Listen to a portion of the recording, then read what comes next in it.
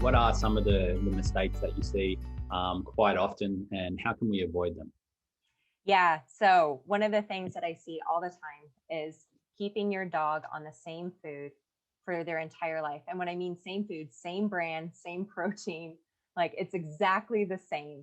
And what we find is I end up seeing allergy issues. We're priming the immune system. There's inflammation. We're seeing chronic disease when that happens. Now, you can get away with feeding like poor quality pet foods and never have an issue, right? And they live to be 20, but that's becoming a lot more rare in this day and age. So rotating your foods, rotating brands, rotating protein sources. We need to expose the microbiome to different things, even if you're feeding a kibble diet. And especially if you're doing like raw diet or a home cooked diet, that's going to help balance it over the long term. So each meal does not have to be balanced. It's balance over the long term, making sure that we're getting all the vitamins and minerals that they need over the long term. And so that's very important, especially if you are feeding a processed food, so that we're not creating these micro deficiencies. The other thing too is that there's a lot of pet parents that are under the assumption that real food is toxic. So they're like, I'm not supposed to feed scraps to my dog. It's going to make them sick. Or my vet told me not to do this. So going back to very simple, save some of those vegetables you should be cooking for yourself each week, put them aside, and that goes into your dog's food bowl. And so that'll make a big difference. Adding in those organic blueberries, using organic when you can. It doesn't have to be.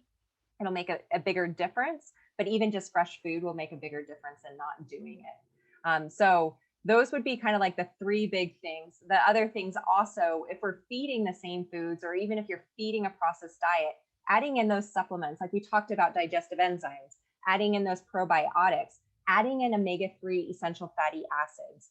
So as the pet changes, so each life stage, we need to adapt with them. Like I view my body very different from when I was 18 years old. Like I need to add certain things in, like some more joint support to, for my years of playing soccer and destroying my knees. Like I need more now than when I was 18, and I'm not super old yet. But that's the same with our pets. Like our older animals need more joint support, need more natural anti-inflammatories. And the other thing too, this is a huge mistake, and over 80% of pets are overweight.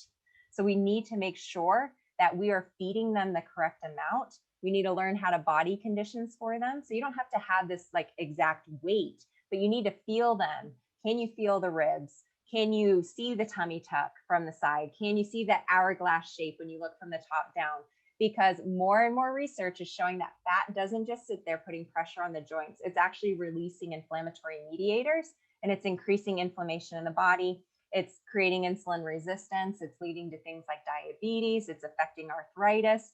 So don't look at your neighbor's pet and compare them. They're probably overweight also. You want to be doing body condition scoring and really getting your pet to a lean body condition. And that will make a huge difference, especially if you have a senior dog.